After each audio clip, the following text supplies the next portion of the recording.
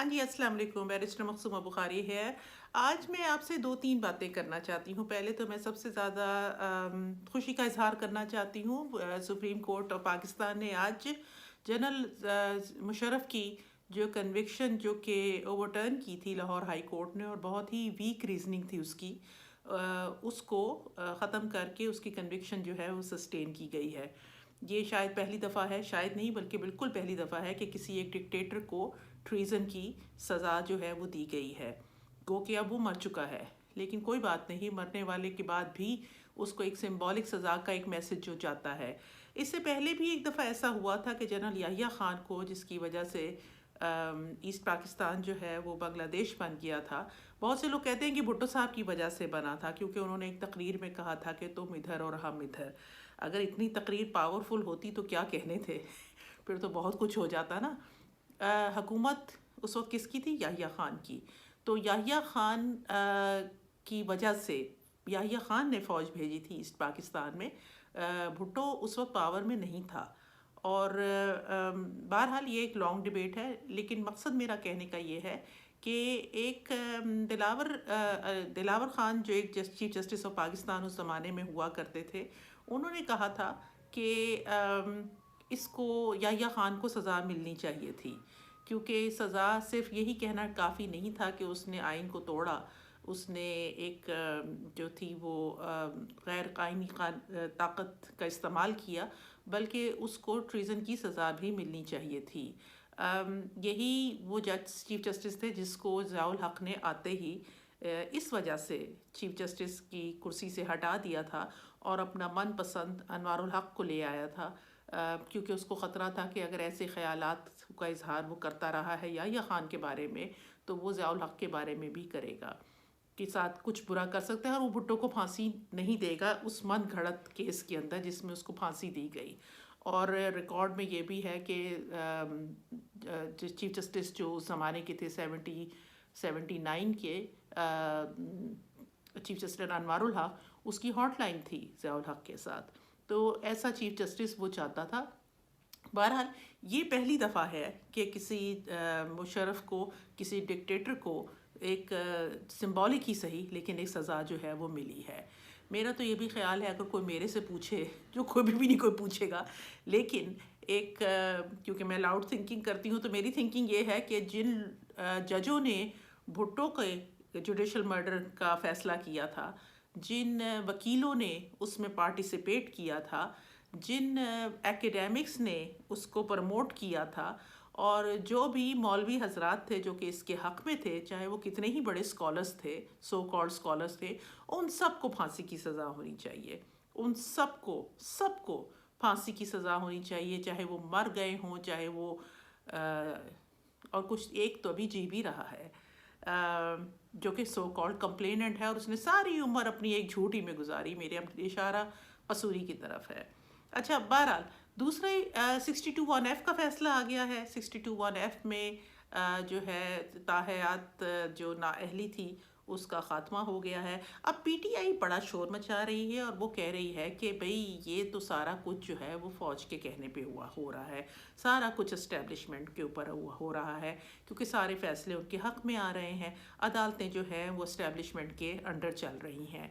दूसरा उनका ये भी कहना है कि उनके साथ बहुत ज़्यादती हो रही है, बल्कि वो ये बताते हैं कि भुट्टो के साथ जो कुछ हुआ था वो तो कुछ भी नहीं था जो कि आजकल हो रहा है, जो भी बड़ा कमाल है। क्योंकि आजकल आपने अभी सुना होगा कि पेशावर हाई कोर्ट ने इनके हक़ में फ़ैसला दे दिया है।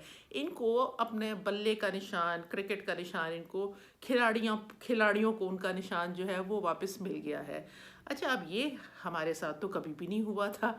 हमारे साथ तो कभी भी कोई रिलीफ नहीं दी गई थी कोर्टों से, बल्कि कोर्टों से तो फांसियाँ और कोड़े और जबरी मुशक्क़तें और जबरी जिलावतनियाँ ही मिलती थी हमें तो उस ज़माने में। लेकिन बहरहाल, क्योंकि मैं यही कहती हूँ ना कि ये वो तारीख़ी तौर पे ये वो लोग हैं जो कि तारीख़ को कभी जाने ही नहीं। इनका सियासत में इन्वॉल्वमेंट शुरू होती है इमरान ख़ान से, इससे पहले की सियासत को ये नहीं जानते, और ये खामखा अपने आप को ना कोशिश करते हैं कि हम भी, जिस तरह वो पीपल्स पार्टी के जियालों ने तकलीफ़ें उठाई हैं तो हम भी कहें हमने उठाई हैं। भाई तुम्हें तो कुछ पता ही नहीं है, تمہیں تو سب کچھ مل جاتا ہے. ہاں تمہیں دھکے شکے پڑتے ہیں, تمہیں پڑھنے بھی چاہیے. تم نے 9 مئی کا واقعہ کیا ہوا ہے, ہم میں سے تو کسی نے 9 مئی کا واقعہ نہیں کیا ہوا تھا. Any way that's another topic. ٹھیک ہے, میں ایک بات آپ لوگوں سے ڈسکس کرنا چاہتی ہوں ایز اے لائر, کیونکہ میرے پاس ابھی ایک کلائنٹ آئی تھی خاتون, تو ان کے ساتھ میری بات چیت ہو رہی تھی, تو مجھے خیال آیا کہ مجھے آپ لوگوں کو بھی بتانا چاہیے کہ یہ ایک آپشن ہوتا ہے خواتین کے لیے اور مردوں کے لیے بھی. وہ ہے طلاق کا آپشن, طلاق بائی وے آف مبارت.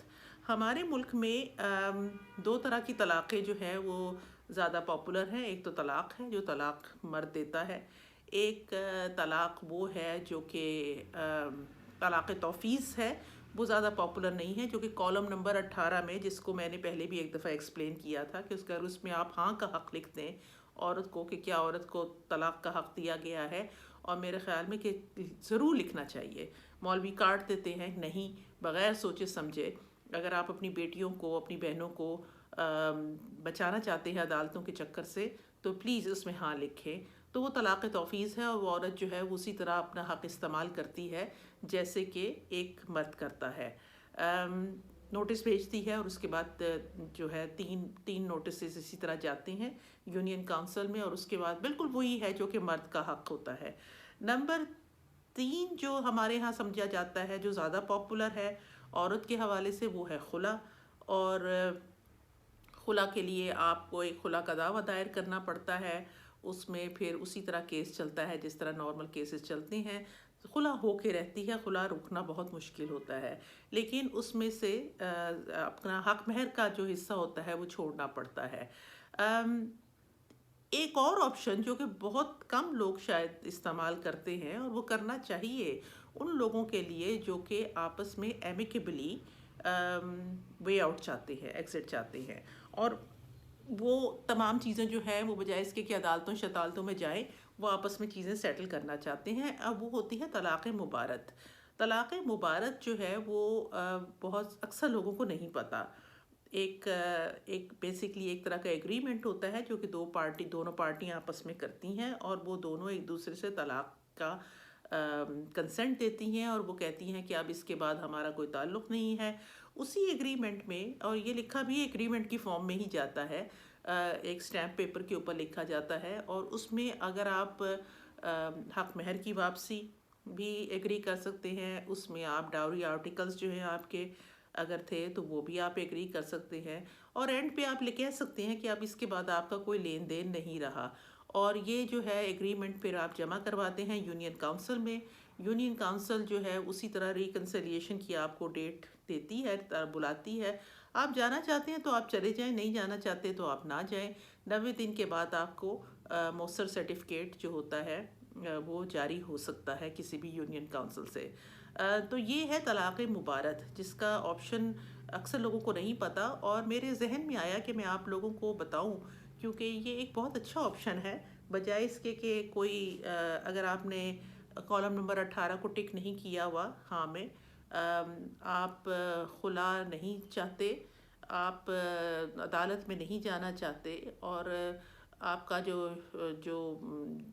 مرد ہے, جو طلاق جو اسپاؤس ہے آپ کا میل اسپاؤس, وہ سویلائزڈ انف ہے کہ وہ سمجھتا ہے کہ یہ ساری چیزیں جو ہے ہم آپس میں سیٹل کر لیں, اور دونوں پارٹیاں جو ہیں وہ نہیں اکٹھا رہنا چاہتی, تو طلاق مبارت ایک شرعی اور قانونی آپشن ہے, تو اس کو کنسیڈر کیجئے.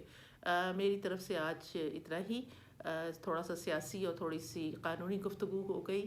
اپنا خیال رکھیں, take care of yourself and keep warm. This is barrister Maqsooma Bukhari. خدا حافظ.